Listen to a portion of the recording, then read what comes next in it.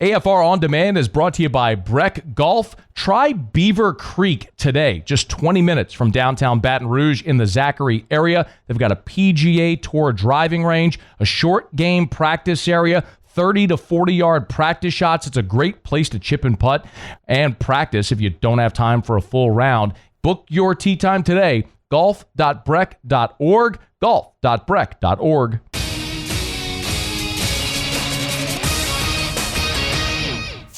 Matt Moscona. I'm very important. After further review. Say it one more time. After further review with Matt Moscona. And here we go. Live from the Mercedes-Benz of Baton Rouge studio. Let's ride!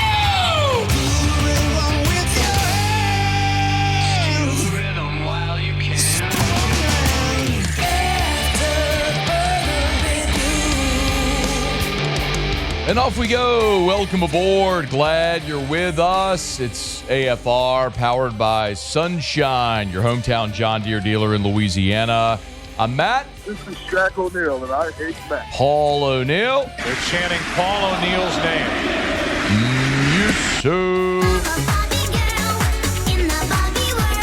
And Mr. Toby Tom Plate.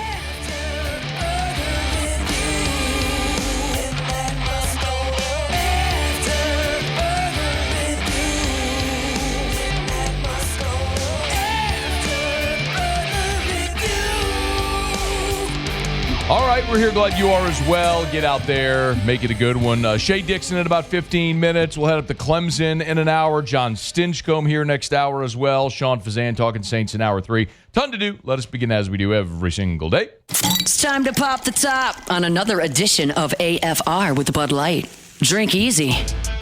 Well, I feel like Clark Griswold waiting for his little Christmas miracle to arrive. Finally. Nothing like waiting till the last minute. LSU has finally released the fall camp schedule. This literally just came into the inbox as we're starting the show. And LSU will hit the practice field tomorrow. Media availability at 9:45 a.m. So they'll practice. Brian Kelly will meet with reporters at 11:30. So team LSU reporting for fall camp today, Tuesday. And they will hit the practice field for the first time tomorrow, Wednesday, July 30th, exactly 1 month before LSU opens up the season on August the 30th in Clemson, South Carolina. So we've got a lot to do as we get set for fall camp to open tomorrow. And, of course, LSU steamrolling toward the start of the season and the Saints continuing through training camp. So we'll get a lot of those updates throughout the day today. It's also watch list season, so every day the national awards will put out their watch list. Now, if you've been with the show for any length of time, you know my feeling on watch lists. It's a bigger condemnation on your player at that position if they're not on the list than it is a credit if they are on the list, because roughly half of all the players at that individual position or half of the schools are in the country are represented. It's like 40, 50, 60 guys on watch lists. So, like, if you look at the Mackey Award for the best tight end and your guy's not on it, that's generally a bad thing. But Tuesday, they released the Nagurski watch list, and the Nagurski goes to the best defensive player in college football. Glenn Dorsey won that award back in 2007. Of course, he was so outstanding that year. Throughout his entire career, but he was outstanding in 2007. Whit Weeks was on the Nagurski watch list, as well he should be. Whit Weeks was second in the SEC in tackles a year ago. He was ninth in the country in tackles a season ago as a sophomore. His PFF grade was a 71.7. Truthfully, Whit Weeks and Anthony Hill from Texas are 1A, 1B, the best linebackers in the SEC and on the short list of the best linebackers in college football. So, yeah, Whit Weeks is a guy that everyone's going to be watching for national awards. Certainly the Butkus, the best linebacker in college football, and awards like the Nagurski, which go to the best defensive player in college football. But I started thinking about a player that isn't on the preseason watch list that was a year ago and could very well be in that running at the end of the season, and it's Harold Perkins. And it's so interesting because our conversations about Perkins this offseason have been so quiet relative to each of his first 3 years in Baton Rouge. Remember, he came to LSU as a five-star with a much ballyhooed recruitment. And he picked LSU after flipping from Texas A&M. He, as a freshman, becomes a freshman All-American and first-team All-SEC. Not freshman All-SEC, first-team All-SEC as a freshman in 2022. And everyone sort of wondered, what do you do for an encore? And while he tried to play off the ball in 2023, and they tried it there and moved him eventually, but the productivity was good, but it was the worst defense in LSU history. And even still, Harold Perkins was second-team All-SEC as a sophomore in 2023. Well, going into last year, Blake Baker's first season at LSU, there was this conversation about how they were going to use him for the second consecutive offseason. It was, can he play off the ball? Remember, this was Blake Baker in the spring of 2024, a year ago, last spring, when they were trying again to make Harold Perkins an off-the-ball linebacker. And Blake Baker was kind of lobbying why it could work. And remember, this happened? We're going to find out what he does best. He can play inside linebacker. He's grown exponentially, and it's hot in here. Like, as Blake Baker is saying Harold Perkins can play inside linebacker, the alarm sound. There was like a real-life BS meter going off. And so they kind of made the decision last year that they were going to use him in a multitude of different ways, and part of that was going to be off the ball. And during that fall, Blake Baker was talking about all the different ways that they planned on using Harold Perkins. I think you can use Harold in a variety of different ways. I think we have to start him somewhere and get him really good at that. But he's so explosive. He's got an innate ability to really turn the edge. He's a really good blitzer, as we're finding out this spring on the inside. He's really good in coverage. So there's not much that the guy can't do. We just can't overload him with all that right now. We're going to find ways to utilize his skill set best and hopefully put him on their worst player every single week. So we have a lot of big plans for him. That's fine. That's fine. Okay, so again, they had an idea, which was part of it was going to be off the ball, but you heard Blake Baker say it. Our plan was put him on their worst player every week and use him in a lot of different ways. Well, we never just got to see that manifest because he was injured in week 3 against UCLA. But remember also, Harold Perkins was at SEC Media Days last year, and he was picked to be the preseason SEC Defensive Player of the Year last year. So there was so much conversation around Harold, but after the UCLA injury, it's been a little bit of out of sight, out of mind. He missed the remainder of the season. He was still rehabbing, so he didn't go through spring practice. So all of that conversation around Harold Perkins has just been muted, and we've spent so much of the offseason talking about all of the transfer additions on defense, and justifiably so. Adding Patrick Payton and Jamari Butler and Jack Pyburn and Jakeem Jackson and Mansour Delane and A.J. Halsey and Tamarcus Cooley and Sadir Mitchell, adding all these, Bernard Gooden, adding all those guys defensively has dramatically improved your talent level defensively. It's not even debatable. But we haven't talked much about the guy who might actually be the most impactful guy if he's able to revert to his freshman form. Because if Harold Perkins is able to replicate the level of dominance and impactfulness he had back in 2022, well, that's the most significant addition, because while he was on your team last year, he didn't play in 11 or 9 of your games. So when Blake Baker was meeting with reporters this spring, so again, a year after he was talking about Harold Perkins playing off the ball and the sirens, the alarm sounded, Blake Baker's talking to media this spring about why they've made the decision now to move Harold Perkins to the star position.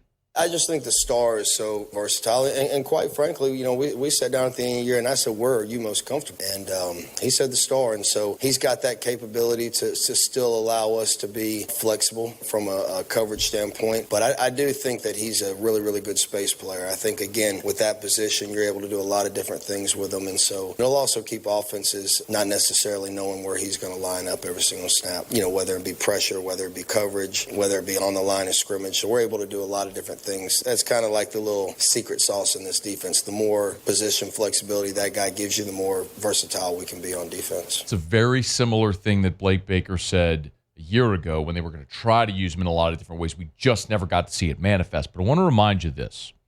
I'm not picking on Major Burns, but this is a fact.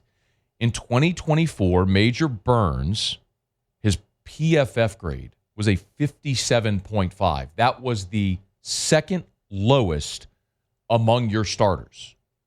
57.5. The only lower was Jordan Gilbert at 53.2. Look, the back end of your defense was atrocious a year ago. And remember, Jordan Gilbert was playing with one arm. He dislocated his shoulder. He spent the whole season playing with a harness and with one arm and had off-season shoulder surgery, and he missed spring as a result of it. So you put a big asterisk next to Jordan Gilbert because he's playing a physical position with one arm. Major Burns was a veteran guy who had a PFF grade of 57.5. By comparison, Deshaun Spears, a true freshman, his grade was 61.1. He got benched. Kylan Jackson was at 66.5, and he transferred. So you had a guy in that position who was arguably your worst defensive player a year ago. I'm not picking on him. It's just the reality of it. So now you're taking a spot that was maybe your most glaring weakness defensively, and you're putting a potential All-American, a former All-American, in that spot. The question is, can Harold Perkins revert to form? Is he healthy? Is he comfortable in that star spot? Can he revert to form? If the answer is yes, then that may actually end up being the most impactful addition to this defense. And if that helps LSU get to the point where we hope they can be with their team goals and Perkins' statistics follow, then Perkins is a guy at the end of the season that's going to be on the watch list for the Nagurski and a lot of these awards, because we've seen what the physical ability is for Harold Perkins when it's right and when he's in the right spot. So if he's healthy and he's in the right spot and this defense is improving and they can do what Blake Baker said and find a way to put Harold Perkins on the other team's worst guy every week, then you create some real mismatches. You tilt the field. You change the math. And he could be a guy finally primed for that massive season we've all been waiting for since that explosive freshman season. Harold Perkins. See if when LSU hits the practice field on Wednesday, Harold Perkins is on the practice field for the first time since tearing his ACL against UCLA back in September a year ago. And maybe, just maybe, finally realizing the potential that we all know is buried deep within there. All right, it's After Further Review. Our show, Every Day, is brought to you by Bud Light. Drink easy with the great taste of Bud Light, the official beer of AFR, the official beer of the New Orleans Saints, the official beer of the LSU Tigers. Excited. The new Bud Light aluminum bottles. I got to see the design. They're probably about 2 weeks away from hitting the shelves, so a little bit of a tease, but by the time you're tailgating for LSU Clemson, home gating for LSU Clemson, or tailgating for whatever game it may be, you will have that new Bud Light LSU aluminum bottle, and excited for that to come. Listen, no matter if you're at home, if you're at a restaurant, sports bar, wherever you may be watching the Tigers play this year, make sure you got plenty of ice-cold Bud Light, the official beer of the LSU Tigers. Okay, y'all, let me knock out a quick break. Shea Dixon joins us every week, talk a little Cruton, and there is a big-time prospect that's set to announce on Saturday. We'll get the latest from Shea next on AFR. After Further Review. Massive congratulations to my guy, Darren James, with the awards just continuing to pour in. And I got this in my inbox earlier today. I'm so happy for Darren and so proud of all the work that he's done. And there's so many different people that he's been able to help throughout his professional career in the many different ways that he helps people realize their goals and their dreams. But Darren James, 2 more honors in 1 week, a back-to-back recognition in the 2025 annual report. Also, Darren James and Associates named in the Capital Region's top 100 private companies in the 2025 annual report by the Baton Rouge Business Report. So 2 more honors for my buddy Darren James. Listen, the bottom line is, if you need to sell your home, Darren will work harder to get your home sold faster for more money. Guarantees it. It's his guaranteed sale program. Ask him about it. Guarantees he'll sell your home at a price and a deadline you agree to. If he doesn't, he'll have it bought with cash or sell it for free. It's Darren James. Think real estate, think Darren James.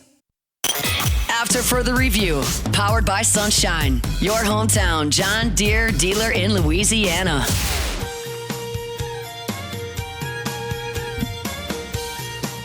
Riding home from Houston today. Saw a bunch of Sunshine billboards on the way. Of course, you want a Deere, Bunkie, and below. You're getting it from Sunshine. Sunequip.com, sunequip.com. Shea Dixon on 3, the Bengal Tiger, joins us on Tuesdays. Talk a little Cruton. Shady, how are you, man? I'm doing well. How are you, Matt? Doing awesome. Hey, I know fall camp's going to open tomorrow. We're in the middle, or on Wednesday, we're in the middle of a dead period.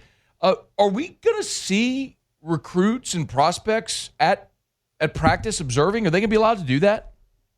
No, so they cut out, which was only really a week or maybe even less than that, where they used to do at the end of July. Everyone would have their the Bayou Splash and the barbecues and all that, and that was your one more chance to host kids or get face-to-face contact before you turn to fall camp, before they turn to school and camp and all of that. So with that, we're in, I guess, right now midway through a 2-month dead period, which I guess made that month of June that was busy with official visits and summer camps all the more important. So it's interesting, Shea. Correct me if I'm wrong. I mean, I know there's always a lot of prospects at spring practice, but don't we typically see guys find their way to fall camp to watch and observe practice during fall camp? Often more of a spring camp thing. Gosh, I'd have to think back. And there was a time when a period of August was open, but now it is fully dead all the way up until, I guess it's either the end of August or if you play a game before the end of August, you could then have kids on campus. Shea, does this make it easier, harder for staffs that are trying to recruit and finish off or bolster classes before guys start their senior seasons? Gosh, I would say that nothing's easier in the NIL era and now rev share and balancing all of that when you recruit prospects. But I would, in the most simple form of answering that, I would think easier just knowing, okay, if guys are going into their senior year, they don't want to deal with distractions often of, recruiting and going on visits and all of that stuff. Most of it is done by the summer. So with a 2-month dead period, even a full month of July is big, but another month, I think, gives these kids, their parents, family, the agents that represent them enough time to talk, think it over, and not be kind of getting new pitches in person from every staff that they go visit, during their kind of stretch of officials or unofficials. So I think it's almost like a dust settles moment, right? And then you kind of get things together and decide where you want to go, and then you can just focus on your senior year. Okay. Shea Dixon's with us on 3, the Bengal Tiger. In the meantime, there are going to be some key announcements in August that impact LSU before guys start their senior seasons. One is coming up Saturday, and it's Deuce Gerald's. I know it's a guy we've talked a lot about. Here, less than a week from the announcement, Shea, what can you tell us? Yeah, I mean, in the Deuce Gerald, he's a top 10 D lineman in this class, and coming out of Georgia, but he's going to leave the state of Georgia. And what makes this intriguing for LSU is that he's got family in the area because his dad went to Scotlandville, and his dad signed with Ole Miss when Frank Wilson and Coach O, all those guys were up in Oxford. So time flies. Matt, we've done this with Chad Jones and Jai Eugene, everybody else. It's all, we're all getting very old when we followed their recruitment and now their kids' recruitments. But Deuce Gerald's dad, I guess the connection, Ole Miss is a finalist because he's an alum there, but Frank Wilson being now at LSU and being the guy who recruited him up there and has kept up with him over the years, kind of his road put LSU into the mix. And then Oregon is obviously one of the better recruiting teams in the country, like LSU. They've been a favorite of his for a while as well. So I think if you're handicapping it, maybe you say Oregon's the leader, but I do think LSU outpaces Ole Miss at this point, even being the alma mater of his father. I see over at Rivals, they've got Oregon with a 64% chance, followed by Ohio State at 26%. Ole Miss at 1.9, then LSU at 1.4. Can you explain maybe what those numbers mean and where LSU stands in that pecking order and the odds of maybe landing Deuce Gerald's commitment on Saturday? Yeah, a large part of the disparity there is that the picks, the recruiting prediction machine picks, the lone ones are on Oregon now. So like I said, they're kind of considered to be the front runner. I think it's going to be one of those things where he's on the phone with everybody all week. His parents are representation, all that. But I would say LSU, look, they have a hat on the table. They're going to have a shot. There was a time where I would have said definitely they're the leader, but Oregon has closed strong on a lot of players recently. LSU the same, but I'd give the Ducks a slight edge, at least today. Shea Dixon's with us from On 3, the Bengal Tiger, of course, now merged with Rivals. So you see a lot of the Rivals branding on the recruiting side, the rankings and things of that nature. I know there's two other guys that are going to announce here soon, Shea, that LSU's keeping an eye on. One is Jace Matthews, another receiver out of Mississippi. We've talked plenty about Jason. I want an update, but Shea, maybe you can give us a little bit of an idea of why it seems like LSU has had so much success here in the past couple of years in Mississippi.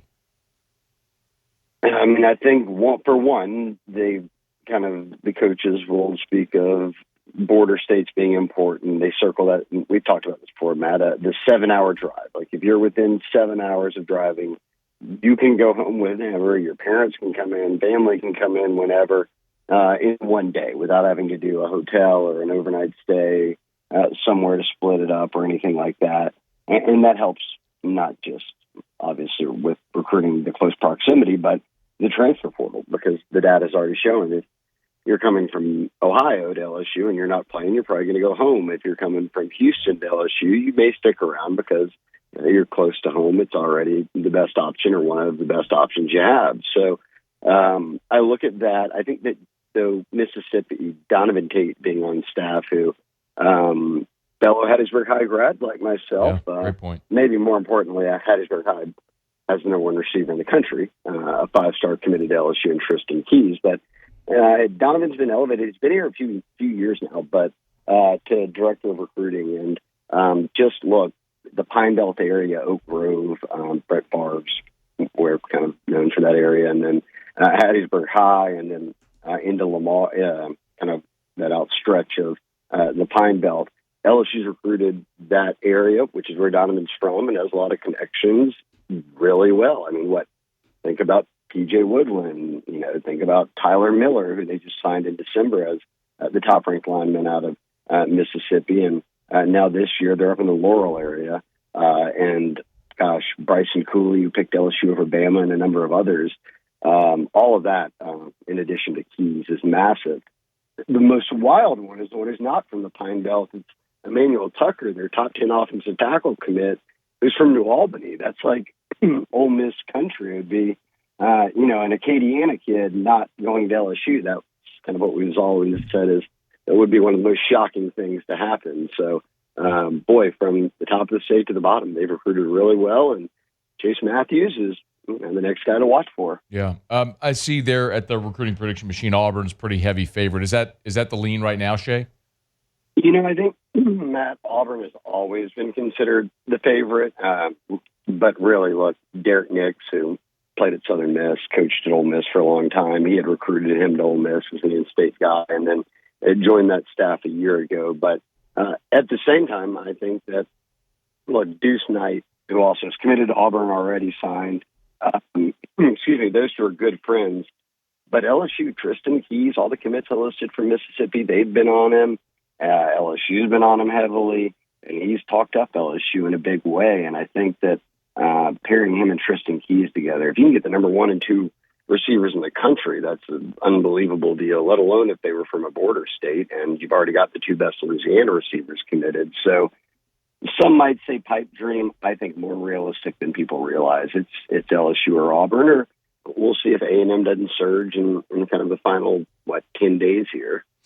And then Shea, Darius Gray's the other one we've talked about a bunch, big 5-star offensive lineman. We got about a month still. It'll be August 22nd is his announcement date. But with it being a dead period, is there really much any of these schools can do to try to sway Darius Gray between now and his decision date?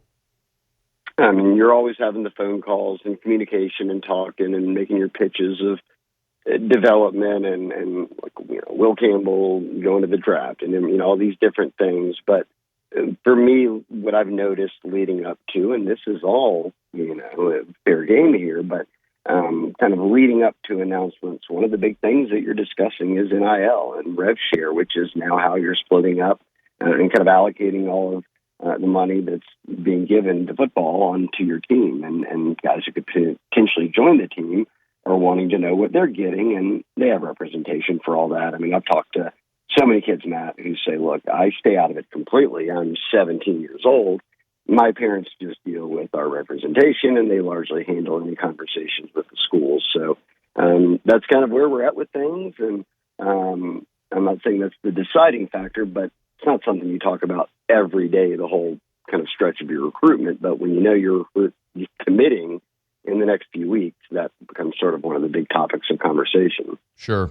And with Gray, it's we talked about Gerald's and Matthews in the RPM. LSU is not considered the favorite. With Gray, the 5-star offensive lineman, LSU is a pretty sizable favorite over South Carolina. Is this a 2-horse race, and where does LSU stand right now? Yeah, I think it is. Well, Tennessee's in it, all that. There's maybe a couple of other teams you could say are going to have a hat on the table, or at least he's talked up here recently. But I think Lamar Brown, right? Like we all kind of knew all along it was LSU or A&M, and what would he do?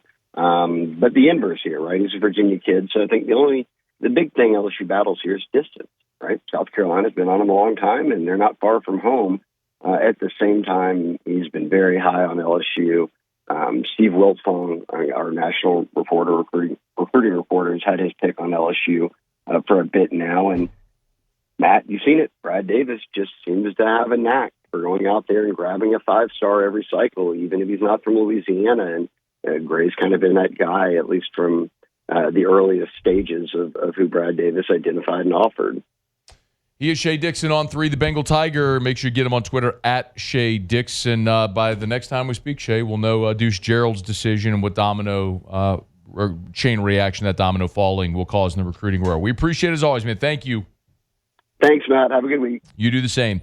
Shea Dixon from On 3. We're brought to you by Parish Construction and Roofing, parishbuilt.com, parishbuilt.com. I always say commercial or residential. Of course, I was actually in Houston yesterday, got a message from good friend Gary Dewey. They needed a little roof inspection, got them connected, getting someone out there up on the roof this week, and we'll get them taken care of.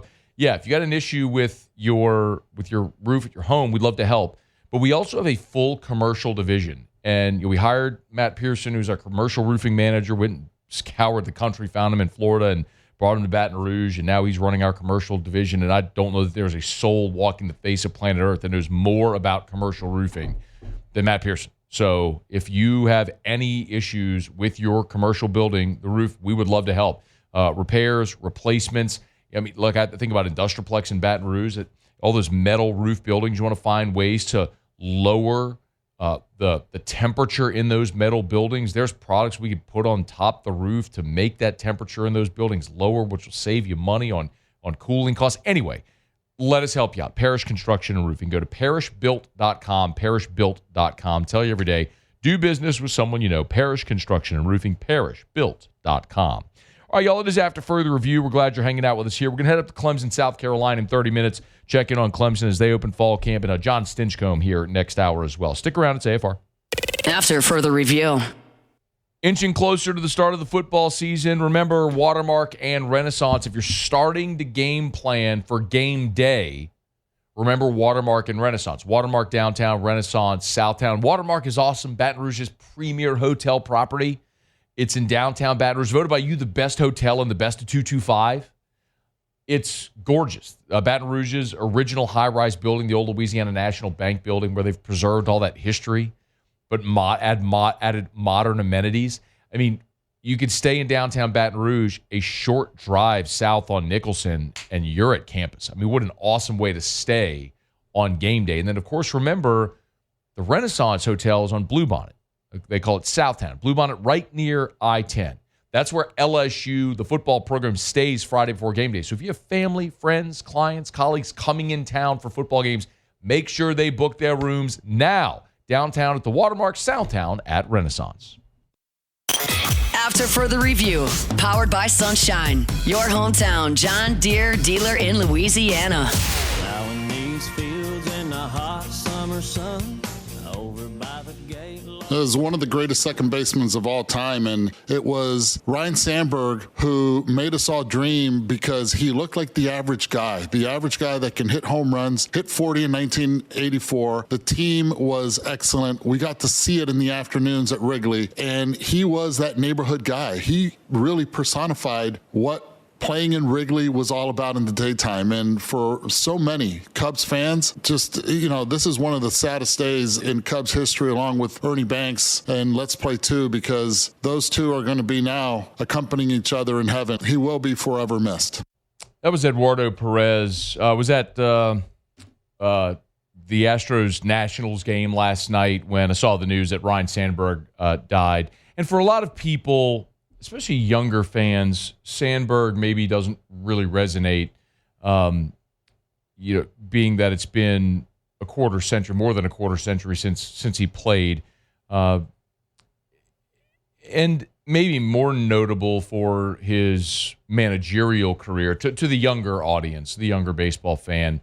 But when you're my age, and a lot of you are we're similar in age and demographic, this one hits home a lot because, there isn't I know we talk about it often, but there isn't a Major League Baseball allegiance in Louisiana. There isn't in the way that everybody loves LSU in this state. Like, there just isn't that thing. Like, if you're from Illinois, I mean, you have Cubs, White Sox, but most everybody's Cubs. If you're in Georgia, you're a Braves fan. But people here people my age, grew to love baseball because during summer, when you're out of school and you're at home, you got to watch the Cubs during the day on WGN and the Braves at night on Turner. And for me, my first favorite player as a kid was Ryan Sandberg. I wore 23 and had flip shades because of Ryan Sandberg. I still have all my baseball cards from when I was a kid. None of them are worth a damn thing because it was all the junk wax era. But I have an entire binder that is just every single Ryan Sandberg baseball card ever, including his rookie cards. I love Ryan Sandberg. When he got in the Hall of Fame, it was a super touching moment as a fan. It brought a lot of nostalgia for me, as I'm sure it did for many of you. And watch a lot of those Cubs teams with Mark Grace and Sean Dunston and Doug DeCenzo. I mean, Joe Girardi. Thinking back about those days, but Andre Dawson. But Sandberg had a long battle with cancer, and it's just very sad. I mean, it's very. It just reminds us all of our mortality, but it's an emotional one for people my age because listen, it's true. As you get old, you're going to lose your heroes, and people close to you pass. Just live long enough, and it'll happen. I think we all understand that. But this one strikes a chord for a lot of people, and it also reminded me last night. Just how poor of a job Major League Baseball is doing in marketing itself. Because, I mean, I was a kid from Louisiana, like many of you, who grew up loving Ryan Sandberg, but only knew of Ryan Sandberg because I could watch the games on WGN. And baseball then did a much better job of marketing itself. And it does such a poor job now of allowing people to watch its product.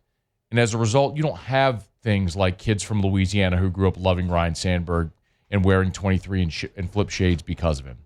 But I'm glad for those days and those times. I mean, as a player, Sandberg was undeniable. It's why he's a Hall of Famer. He and Jeff Kent are the two greatest power-hitting second basemen of all time.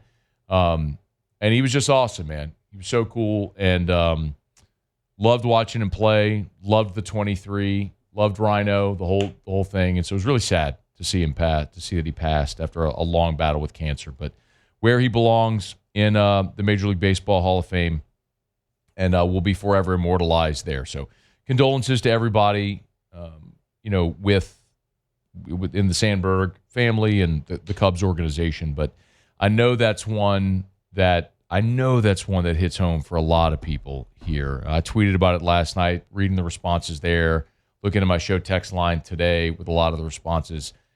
For people sort of in my age group, I'm 43 now, but for us 40-somethings, Sandberg dying is a heavy one. So, condolences to all Cubs fans and Sandberg family and everyone who knew and loved him, man. Rhino, 23 forever, man. All right, it is after further review. I'll just kind of clumsily transition here. Glad to have you hanging out with us here. Let's go around the SEC. Around the SEC, bringing you the biggest news from the nation's best conference, the Florida Gators. I just got a couple of stories here. If you were listening to SportsCenter at the top of the hour, they mentioned this, and you'll probably continue to hear this. DJ Lagway is going to be limited at the start of fall camp. He's actually in a walking boot right now, so he missed a lot of the offseason program with a shoulder injury. Billy Napier said that's not expected to limit him. That's healed, but now it's something else causing him to be in a walking boot. No specifics or recovery timeline disclosed, said to be limited, but you start to worry or wonder, like shoulder, boot, all these different things, do all those add up? We'll continue to monitor it, though. Also, Florida cornerback Dijon Johnson will not face prosecution for 2 felony charges that followed a traffic stop in May. You don't say. A Florida football player not going to face felony charges. I feel shocked. The South Carolina Gamecocks. Jeff Collins has been added now officially to South Carolina's staff. He'll be a senior defensive assistant. Last year, he was the defensive coordinator at North Carolina. You might remember Jeff Collins, previously best known for being the head coach at Georgia Tech and Temple, now joining Shane Beamer's staff as a senior defensive assistant coach. 28 years of coaching experience, has been at 6 of those seasons, in the SEC. The Tennessee Volunteers. Josh Heupel says Boo Carter will remain part of Tennessee's team, but it's got to work his way back onto the field. No timeline to get back into the good graces after dealing with his absence for a month following a falling out between team leaders and the sophomore Carter's. Reportedly not been with the team since the middle of July, whenever the team was at SEC Media Days. He's expected to be the starting star linebacker, the star position, not like star theoretically, like Harold Perkins, the star position, after he was a freshman All-SEC a year ago. The Mississippi State Bulldogs. And offensive line prospect Cameron Thompson has committed to Mississippi State. He's out of Florida, 6'3", 300 pounds. He's a composite 3-star. Picked Mississippi State over Auburn, Georgia Tech, Kentucky, and others. He's the number 111 interior offensive lineman in the country, the 26th commit for this year's cycle. All right, there you have it. That is around the SEC. Man, I love telling you about Supper Club. After being closed Sunday, Monday, they're back open now on Tuesday. How about today, after you're done with work, don't go home, head on over to Supper Club on Perkins Road in Baton Rouge. You can get your reservations at supperclubbtr.com, supperclubbtr.com. You can always book your reservations there. Not too early to start thinking about football season, those Friday nights before football Saturdays in Tiger Stadium or the road games. Get your reservations now. You have people coming in town for football Saturdays. Make sure you make Friday night before the game. Make Supper Club part of your football weekend. Supperclubbtr.com, supperclubbtr.com for reservations. Chef Layton's always cooking up something new, adding bison to the menu a couple of nights a week is something new that they're adding. Always trying to add fresh new ideas to the most exquisite menu you'll find anywhere in Baton Rouge. It's Supper Club. Book your reservation today at supperclubbtr.com, supperclubbtr.com. All right, y'all, it's after further review. We're glad you're hanging out with us here. We're going to head to Clemson in about 15 minutes from right now. John Blau covers the Clemson Tigers as they start to open fall camp. We'll get a preview of LSU's season opening opponent. We'll do that coming up in about 15 minutes from right now. But a big event going on tonight in Baton Rouge. I'll tell you about it next on AFR. AFR. Tell you what, whenever you do a 3-hour radio show outdoors while wearing jeans in Houston in July when the heat index is 114, a few things sound more appealing than a swan dive into your swimming pool. I wish I had that option yesterday after I wrapped up AFR, but want to get home tonight. I will absolutely have that option. And you could as well if you call Duplessis Builders. Look, Derek Duplessis is awesome. We've told you about it. Recently, they were named by Pool and Spa Magazine a top 50 pool builder in America. They came in at number 26 on that list. And it's for a lot of reasons. They build beautiful pools, and many do. You can go look at pool companies' Instagrams. They build beautiful pools. There's a lot of them that do. The difference with Duplessis is the craftsmanship. Duplessis Builders offers a 10-year workmanship warranty. A decade, 10 years. The industry standard is 1 year. Get to know the difference with Duplessis. DuplessisBuilders.net. DuplessisBuilders.net. after further review. Powered by Sunshine, your hometown John Deere dealer in Louisiana. I make a little room and she climbs. All right, wrap it up. Hour number one. Baseball in Baton Rouge actually isn't over. This is a big game tonight. The Baton Rouge Rougarou are in the postseason. The owner of the Baton Rouge Rougarou, Rougaron, joining us in studio. How are you, man? I'm doing great. That's 37-10, best record in the TCL. That, man? And y'all kind of got a little lucky this year with the weather too. Like, there's always a little bit of a challenge with summers here. Yeah, I mean, we technically only lost one game due to rain out. Now, we had a couple others that we ended up moving and playing a doubleheader. But, yeah, I guess last year I think I lost 5 home games. This year, technically, I only lost 1, so I'll take it. Yeah. So fill us in. So 37-10, a great summer for the Rougarou. What's going on tonight? So tonight is the first game of the playoffs, the Texas Collegiate League playoffs. Or the way they do it is the Louisiana division takes on the winner takes on the winner of the Texas division, and a one-game winner-take-all this Saturday for the championship. But in order to get there, the Rougarou are going to play the Acadiana Cane Cutters, our big rival, in a 2-out-of-3 series. Baton Rouge against Lafayette. That's the battle of I-10. I tell you, man, our audience in the 337 right now is dog cussing me. Pick a side, Moscona.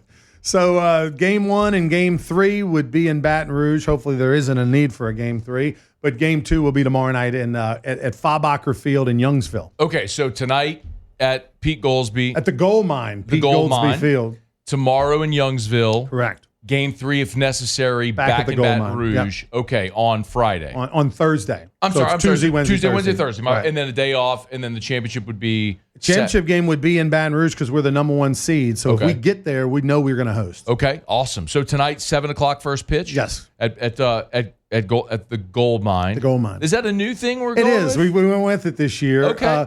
Pete Goolsby Field. You come up the box. You come up with a nickname. I like the Gold Mine. Like, what did we call, like the Shrine on Airline? What did we call it when it was the baby cakes? They still called it the Shrine on Airline. Oh, did they? Yeah. That's unfortunate, actually. The Gold Mine makes sense. It's Pete Goolsby Field. The Gold Mine, that actually, like the Gold Mine down in the French Quarter, had a lot of but beers no there. Flamin' Dr. Peppers this year. But next year, our liquor license is a 2-way license, Coach. We might be doing that. We could be going with some Flamin' Dr. Peppers in the first base concession stand. But anyway. And y'all, by the way, I know you always have entertainment. So, it's July 29th. A lot of families before the kids go back to school may be looking for something to do tonight.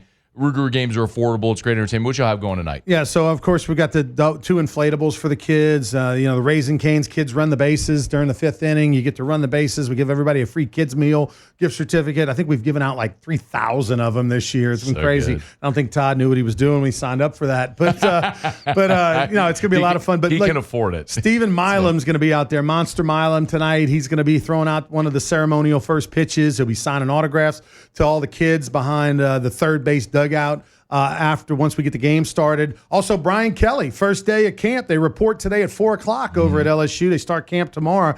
BK is going to be out there throwing out the first pitch as well, the winningest coach in college football. And we also, some other celebs, Cajun Ninja, who's one of the great chefs, going to be cooking up some pastelaya, selling that out there. We got Dane the Great, big social media content guy, really funny, from the Hammond area. We also have DJ Rhett, if you've checked him out. I mean, lots of Madison Stroncheck. She's got over 1 million followers on TikTok. Like, a lot of celebs going to be out there having a good time. Got some Zydeco players that'll be out there Zydeco Hockey Night as well.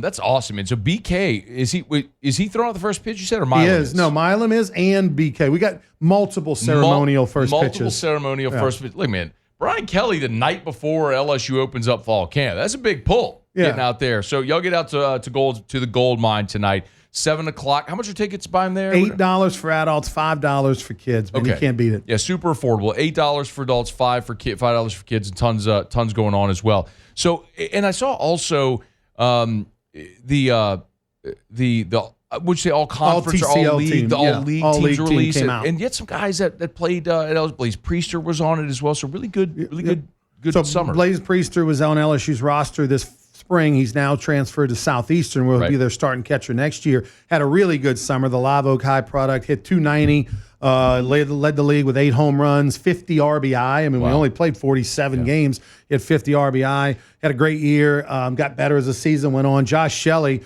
seems like he's been playing with us forever. This is his third season with the Rougarou. He's now officially out of eligibility, but he was the MVP of the TCL in 23 and now again in 25. Wow. Really good player. Plays at Tennessee Wesleyan, hit 399 over there this year, hit 355 for us. And then Casey Artigues, who Jay Artigues' son. Oh, it's Jay's son. Okay. Yeah. So Casey Where does he Artigues, play collegiately? He's now going to Nichols next year, but he was at the Raging Cajuns last year. He had a really nice year, played a little over half our games, left field, really good left fielder, had a fantastic year, hit over 360.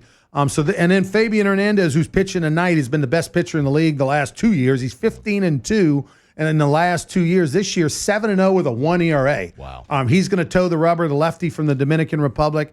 And then J.D. Rodriguez was another all-TCL player, a big 6'6" righty from Tulane from California. He had a nice summer. 7 o'clock tonight, game one of the championship series to punch the ticket to the championship game on Saturday. 7 o'clock tonight out at the Gold Mine, Pete Goolsby Field. Rougarou, thank you. Thank you, Matt. All right, y'all, good luck tonight pulling for the Rougarou, unless if you're listening in Lafayette and you want to pull for the Cane Cutters. But look, Baton Rouge. Let's go Rougarou. Hour 2 next. AFR. We're brought to you by the Williamson Eye Center, 924-2020, 924-2020. If you want to see 2020, call 924-2020 or go to williamsoneye.com. Remember, parents, back to school is right around the corner. The Williamson Eye Center is a full-service optical shop. So not only can they perform that refractive procedure, LASIK, PRK, the EVO ICL, the custom lens replacement, you can also get your annual eye exam at the Williamson Eye Center. And if you buy contacts and glasses, you can buy them at the Williamson Eye Center as well. They have a full-service optical shop. And they've got locations all over Greater Baton Rouge, right there on Bluebonnet. They've got Zachary and down in Lutcher, the newest up in St. Francisville as well. So check them out. You can schedule that appointment online. Make sure you get your kids' back-to-school eye appointment scheduled at the Williamson Eye Center. You can log on to williamsoneye.com. That's williamsoneye.com for the Williamson Eye Center.